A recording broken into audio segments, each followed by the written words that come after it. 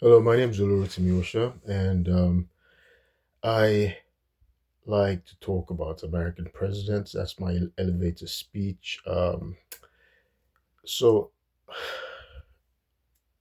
this is close to the end of Black History Month, and of course, I also talk about the wrongful, malicious, and vindictive bad faith prosecution that I've been suffering in Montgomery County, Maryland, for the past 3 years. Of course, they are. Uh, they exist. The malicious prosecution is going on in order to obstruct justice. I had filed an equal employment opportunity complaint against um, rogue agents of the Department of Defense and Department of the Navy, one of them being a Jamie A. Simon, who had a white woman who had been sexually harassing me in the Department of Defense when I was a John S. McCain Strategic Defense Fellow. She created a hostile work environment against me, and then uh, to add insult to injury, um, she made she perjured information and made malicious uh, claims against me, which have been proven they were all fabrications. Um, so that was there, uh, but Uh, apart from that, on May 16, 2023, I was, swatted. Uh, an armed force came, raided me, forcibly imprisoned me, and shot at me, tear gassed me, dehumanized me, committed armed robbery on the color of law without, an arrest warrant. The pretext was that my family had sent them to me. My family had misrepresented that I was ill and needed to be in the hospital or that I was dangerous, just all sorts of fabrications. I've done videos talking about the fabrications that uh, Jide Wariri made, right? All sorts of fabrications, ex parte, and he was provided an ex parte order by Judge B.B. Berry, who apparently, is familiar with him.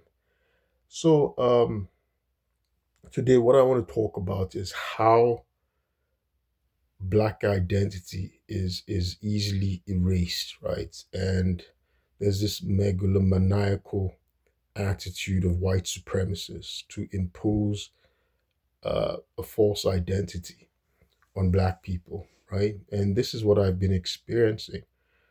Um, so when I was wrongfully arrested, right, and taken to jail on June 1st, 2023, I was told that it was my family that that had that had sent the police to me because I had been raided from May 16. I was receiving treatment for my injuries that I sustained at the hospital, removed from my home, naked, dumped in a hospital. So when I was released, I didn't know what was going on. Nobody gave me this emergency evaluation petition or anything, the reason. And so it violated my constitutional rights. Under the law, I'm entitled to receive notice and to have a hearing to dispute, the charges against me, the claims against me. None of that happened. I'm entitled to an impartial jury. The fact that an impartial judge, the fact that I was in a hospital, I was entitled to have my family present. I come from a loving family. Even though I haven't been to Nigeria in, 27 years, my family sent me here. My father paid for my education when I first came to America, right? And they had trained me enough to know that I was, they had raised a decent man who would not violate laws, um, conduct himself in such a way that it would make them proud, um, you know, and respect the honorable and respectable home that I come from, right? And that's the case, right? My father was a bank chairman and bank CEO in Nigeria. My brother's a professor, renowned professor internationally. I have a younger sister who's a barrister at law. I have a brother who's a senior civil servant with the federal government. I have an uncle who's chairman of an investment, one of the most prestigious, important, respectable stockbroking and investment firms in Nigeria. Now, when the police was now telling me on June the 1st, 2023, that it was my family that sent the police to my home, it was very public, perplexing. In America, you find in the black community, unfortunately, it's family that often, um, family, instigate the police brutality and assassination of members of the black community when they when they make 911 calls, rightly or unrightly, to the police. We don't do that in Nigeria, right? That's not the family that I come from. My family never ever called the police on me. Nobody in my family. So I was stunned that, because I was living alone. I wasn't living with anybody. The release, everything was in my name. So they were now telling me that my family, that's what the officers, at Montgomery County Detention Center at Seven Locks were telling me that it was my family. So I was thinking, who's my family? Who's my family? My family's in Nigeria. Why would the family call the police on me and ask them to assault me? They were saying that I threatened to shoot the police. I threatened to shoot Jide Wariri. Jide Wariri had denied this. So they were making claims that Jide Wariri filed an emergency evaluation petition against me, saying I threatened to shoot him, right? They didn't show me this. Of course, I got to see it several months later on. He didn't say that, right? He didn't say it, put it in those words. So the police defamed me. Jinewari may have told them verbally, I do not know. But he denied ever saying that. But what I want to focus on is the way racists, white supremacists in Montgomery County, Maryland, erased the identity of black people, and the fact that I study American history and I've studied the slave trade and how human beings, Africans, were taken from their homes, brought to America. They were separated from their families, they were separated from their identities, and all of a sudden they became chattel. They became property of white people, you know, existing at the behest of white people just to serve white people. If anybody's seen the movie Roots, right? My mom read that book. We had a copy of the book, Alexander Alex Haley's Roots, at home. I started reading it, but I didn't finish it. But my mom finished it. But of course, I finished the movie. The movie was a classic. I loved it. All the acting on it, was superb. Um, Kunta Kinte. One of the first ways they tried to break Kunta Kinte was to make him change, accept a new name the whites gave him. They kept telling him his name was Toby, gave him a new name, and he would refuse and say, no, his name's Kunta Kinte. And they'd beat him, they'd whip him. Basically they'd break him. They broke his spirit to accept this new identity. And I see that even though slavery has ended in America, right? Jim Crow is supposed to have ended in America. I'm an American citizen now. And I see America trying to erase the family that I come from, my family, right? And give me a new family, a new identity. When they make Jide Wari, who has no consanguinity with me, even, and they say, oh, it's my family has authority over me. I'm a middle-aged, independent man with my own agency. And you see the racism and xenophobia of the state attorney's office and Maryland's law enforcement, Maryland's government, the racist, xenophobic way they think. And what is astonishing is what I've been learning about this whole charade in Montgomery County, how unintelligent these people are. They're not even intelligent, they just resort to brute force. This is one of the astonishing things to me about some of the people who abuse the apparatus of state, right? State power. It's just like the assault, the kidnapping of the Venezuelan president that occurred in January, right? The way America just kidnapped, went in, kidnapped the president. It wasn't.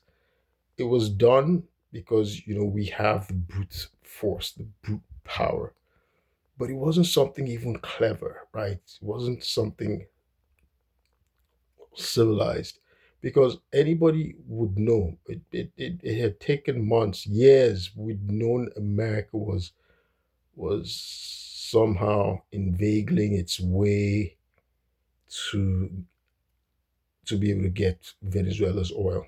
Venezuela, long time ago, I knew Venezuela had the largest oil reserves in the world. I always knew, and America had been targeting it all the while. When the uh, when the raids, the attacks, airstrikes on boats were occurring last year,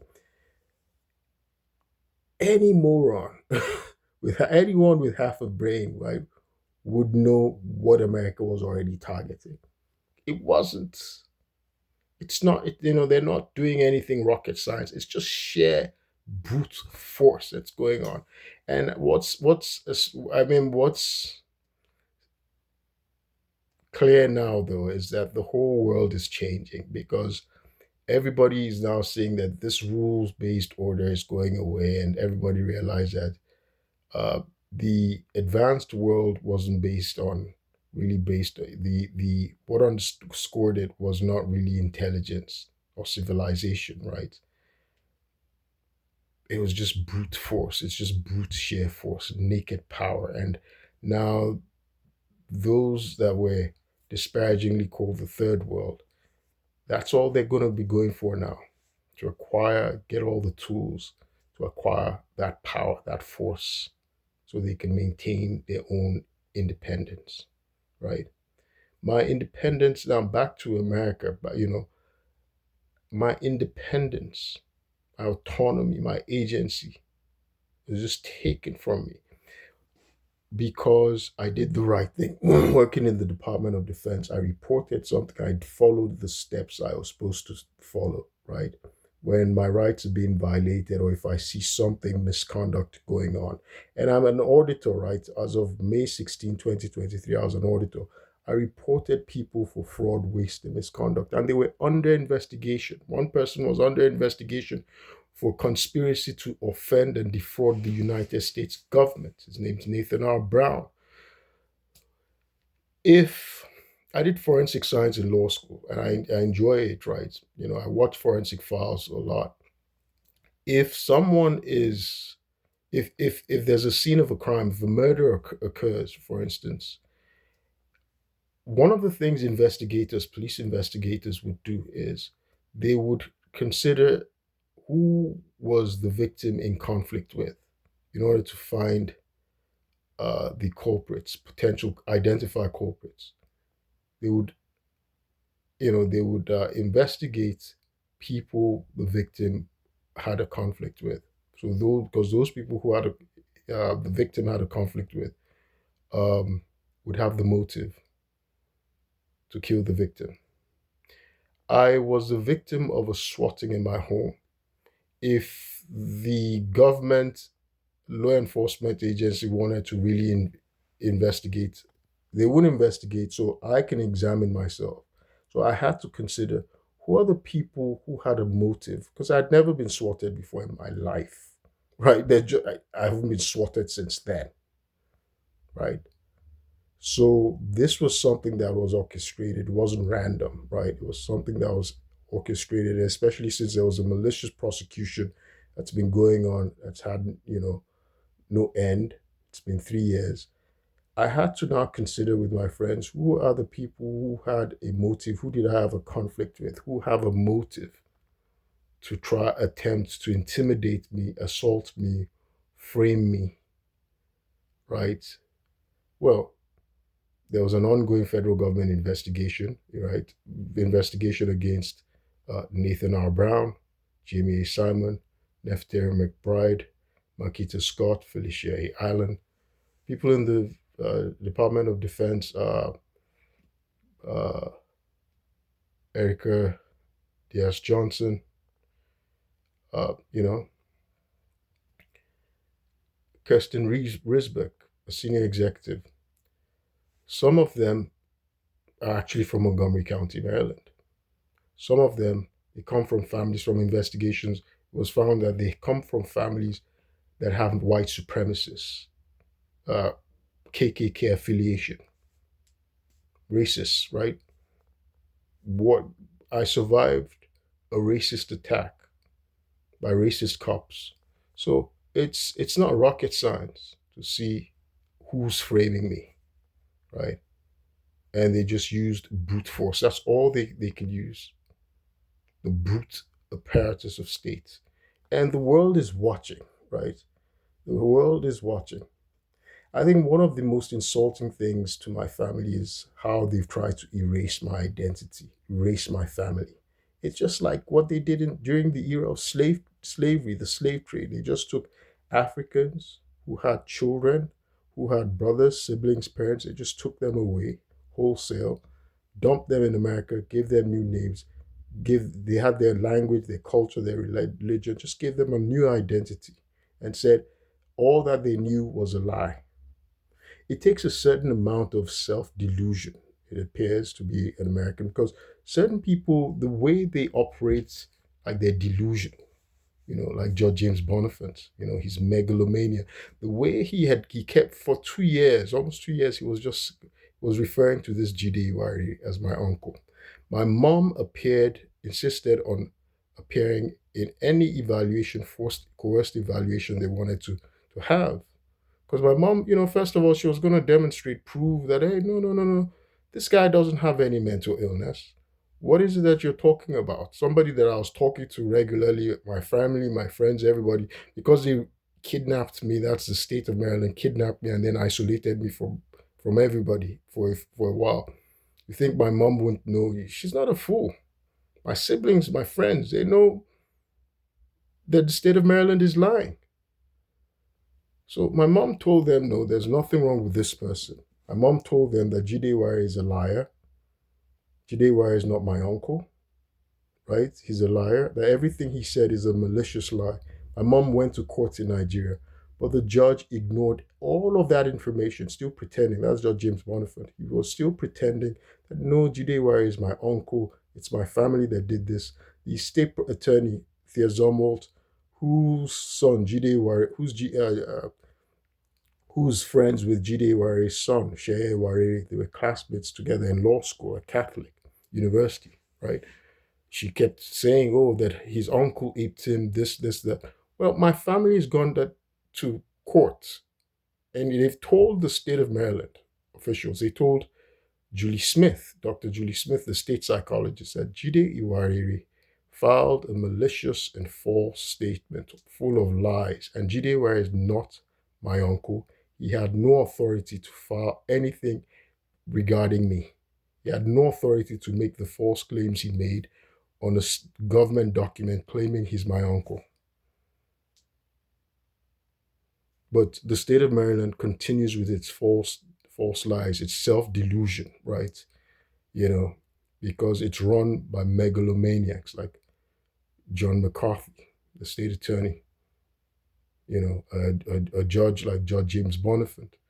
So Judge Bonifant for a long time continued to peddle the lie, right? Well, Jide Wire is my uncle until my pastor, who's known me for over 20 years, Dr. David Wong, told him on June 25, 2025, that no, Jide Wire is not my uncle, that he's been communicating, talking with my mother. Jide Wire is not my uncle. He had a document. The court order, the court sworn affidavit. He sent it himself to this Montgomery County that Jide Wire is not my uncle. So it is what I've been experiencing in Montgomery County, Maryland. It is atrocious. It's symptomatic of the pervasive racism. It harks back a century during the era of Jim Crow, but it still happens today when white supremacists in Montgomery County, Maryland, try and erase Black identity. There are new Africans coming, and we maintain our family back home. We maintain our identity. When you become an American citizen, your identity is erased. You become an American citizen, naturalized, you take your oath. But when I took my oath, I was at the ceremony, right? The ceremony, they told us, you don't have to give up your culture. You don't have to give up your name, right? You don't have to give up your clothing, your religion, once you become an American. America is a melting pot. But here is Montgomery County, Maryland, right? In the 21st century, attempting to erase my identity, just like the identity of Africans were erased, 400 years ago, just because of greed. My name is Oloroti Miosha, and I will keep you posted. Thank you.